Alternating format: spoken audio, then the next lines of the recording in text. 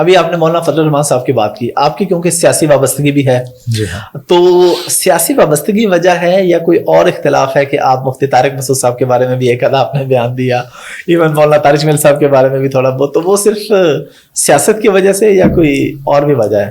حالانکہ دونوں بڑی محبت کرنے والی شخصیات ہیں، ہمارے دونوں ہی بڑے قریبی ہیں. میں قدر تفصیل سے بات عرض کروں گا اس کے جواب میں. حضرت مولانا طارق جمیل کو اللہ جل شانہ نے جو مقام دیا ہے نا، ہمارے مکتب فکر میں ایسا مقام عوام کے سامنے کسی کا نہیں ہے. بالکل. ان سے جو اللہ جل شانہ نے دین کی خدمت لی ہے، ایسی دین کی خدمت شاید کسی سے اس میدان میں لے جس میدان میں مولانا طارق جمیل جہاں جہاں تک پہنچے ہیں. میری مولانا سے محبت تھی، محبت ہے، محبت رہے گی. حضرت مولانا طارق جمیل صاحب کے جسم پہ ہاتھ لگا کے چومنے والا عبدالواحد قریشی ہے. اگر آپ مجھے اجازت دیں تو میں کھل کے کہوں کہ ان کے پاؤں پہ ہاتھ لگا کے چومنے والا ہوں. میرا اتنا پیار ہے. 2002 میں ہم نے ان کا استقبال کیا، ہمارے یہاں تشریف لائے، میرے والد صاحب کے یہاں تشریف لائے، بیٹھے گپ شپ لگی ان سے بڑی مزے سے. میرے والد صاحب نے ان سے ایک سوال بھی بات کی تھی کہ عطا اللہ شاہ بخاری رحمہ اللہ بہت بڑے خطیب تھے، ان کے بیان کو تقریر کہتے تھے، تو آپ کی تقریر کو بیان کیوں کہتے ہیں؟ یعنی اس طرح گپ شپ بھی لگی. حضرت مولانا دامت برکاتہم کا جب تک وہ تبلیغ کے معاملات میں سلام تھا، سلام ہے، سلام رہے گا. مولانا طارق جمیل صاحب نے انٹرفیئر کیا جمعیت علماء اسلام کے معاملات میں. ہمارا 2018 میں عمران خان کے ساتھ نظریاتی اختلاف، ہم میدان میں ہیں، میدان عمل میں آ چکے ہیں، ہمارا آزادی مارچ آ چکا ہے اور مولانا نے تحریک کو عروج پہ لائے ہوئے. اس وقت حضرت کی طرف سے کچھ ایسے بیانات آئے جس پر میرا آج بھی موقف ہے کہ وہ نہیں آنے چاہیے تھے، اور اس پر مولانا کو تنقید کا سامنا بھی کرنا پڑا، جو نہیں کرنا چاہیے تھا. اگر مولانا یہ نہ فرماتے، ان کی ایک شخصیت مسلمہ تھی. حضرت مولانا نے باتیں کی تو ان باتوں کا ظاہری بات ہے، اب میں پبلک میں ہوں تو لوگ مجھ سے پوچھیں گے تو میں خاموش تو نہیں رہ سکتا. تو میں نے اس پہ اپنا پوائنٹ آف ویو دیا اور بطور گلہ دیا، بطور پیار کے انداز میں دیا. اور اس پر میں نے گلہ کیا. مجھے بہت سے دوستوں نے کہا کہ آپ آئے تو لمبا مولانا سے معافی مانگے، آپ نے ایسے ایسے کہا ہے. مولانا کے قریبیوں نے کہا. میں نے کہا کہ مولانا فضل الرحمان دامت برکاتہم سیاست میں امام ہے، آپ اس کی فیلڈ میں آئے ہیں، آپ نے غلطی کی ہے، آپ آئیں گے اسلام آباد معافی مانگنے؟ یہ کہتے ہیں آپ کیسی بات کر رہے ہیں؟ میں نے کہا جیسی آپ سن رہے ہیں.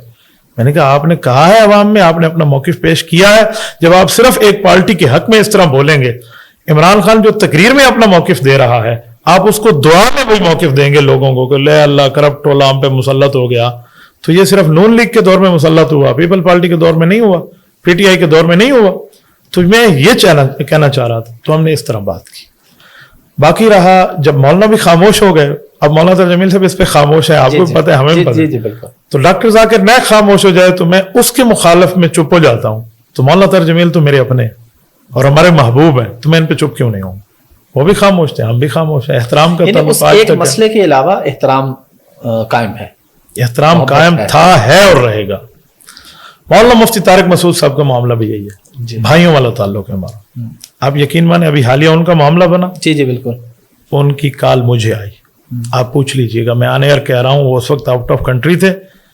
کال آ رہی ہے، میں نے کال نہیں اٹھا. ہم اس دن بھی ملتان میں تھے، 20 سپٹمبر بروز جمعہ آرٹ کونسل ملتان میں. ٹھیک ہے. تو رات کو میں بیان میں تھا، مولانا مفتی طارق مسعود صاحب کا وہ کلپ وائرل ہو گیا.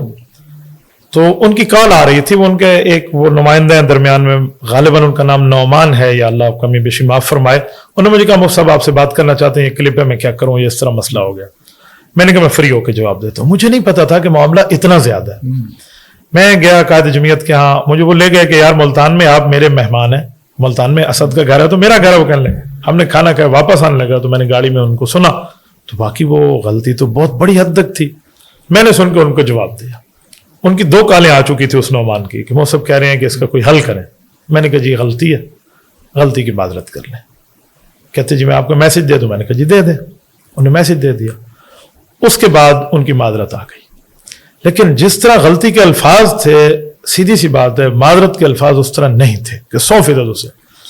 تو اس بچے نے مجھے کہا کہ مفتی صاحب آپ ذرا کلپ دیں، آپ نے جو کہا ہم نے معذرت کرا لی. میں نے کہا یار میرا دل مطمئن نہیں ہے، کھلے کھلے الفاظ واپس لیں.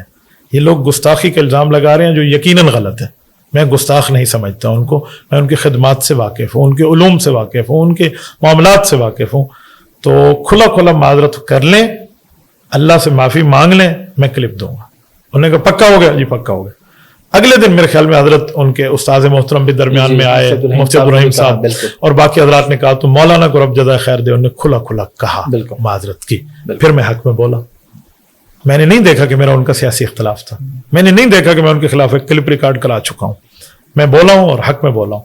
और उसके बाद जो अवाम ने मेरी वालदा सैयदा माँ को गालियां दी, हजरत आप कमेंट्स में देख लें, मेरे वालिद साहब को गालियां दी, वो मैंने बर्दाश्त की हजरत। क्यों? आप उस रह की चादर उठा ना यारी तो दरवाजे वड्डे करने। फिर मैंने ये बर्दाश्त किया और ये काम किया, आज तक मैं उस पर कायम हूं। लेकिन ये सुनाने का मतलब ये है कि मैं मौलाना तारिक मसूद साहब से नजरियात की बुनियाद पे इख्तलाफ कर रहा था। उसी मामले में बात क्या थी उनके खिलाफ उस क्लिप आने में, वजह यह थी कि उनसे पहले हमारा बड़ा ताल्लुक था, व्हाट्सएप पे बात होती थी, सब कुछ था मामला। मौलाना ने उसमें कह दिया कि ये जो यहूदी एजेंट की बात की जा रही है ना, मेरी दीनी रिस्पॉन्सिबिलिटी है तुम्हें बताऊं, ये गलत है, ये न कहना, क़यामत में अल्लाह के यहां तुम्हारी पकड़ होगी। हमारा पूरा बुनियाद का मामला इसी पे था। मौलाना ने उसको अटैक किया, फिर मैं बोला, और फिर 1 घंटे में हो सकता है मेरे कुछ अल्फाज सख्त हों, लेकिन वक्त की जरूरत थी। मैंने मौलाना को उसमें कहा कि मौलाना खुदा के लिए आप वही काम करें जो आप कर रहे हैं, वो है या नहीं है, ये हमारा मामला है, हमारा मैदान है। फिर उसमें मैंने प्रूफ दिए। उस पर मुझे जामित रशीद के 1-2 हजरात ने बाद में कहा कि मौलाना ने नाराजगी इख्तियार की। मैंने कहा नाराजगी उनका हक बनता है, जब मैं इस तरह बात करूंगा नाराजगी करेंगे, लेकिन ये जुमला दोबारा न कहें। 6 लाख उलमा का कायद है, उसकी बात के मुकाबले में मौलाना तारिक मसूद साहब ऐसी बात फरमाए, ऐसा नहीं है। तो वो मामला हमारा चला था, इसीलिए मैंने बात की थी। उन्होंने वो बात दोबारा नहीं फरमाई, हमने भी दोबारा बात नहीं की, हम भी खामोश हैं। अल्लाह अल्लाह और खैर सल्लाह। बेहतरीन हो गया।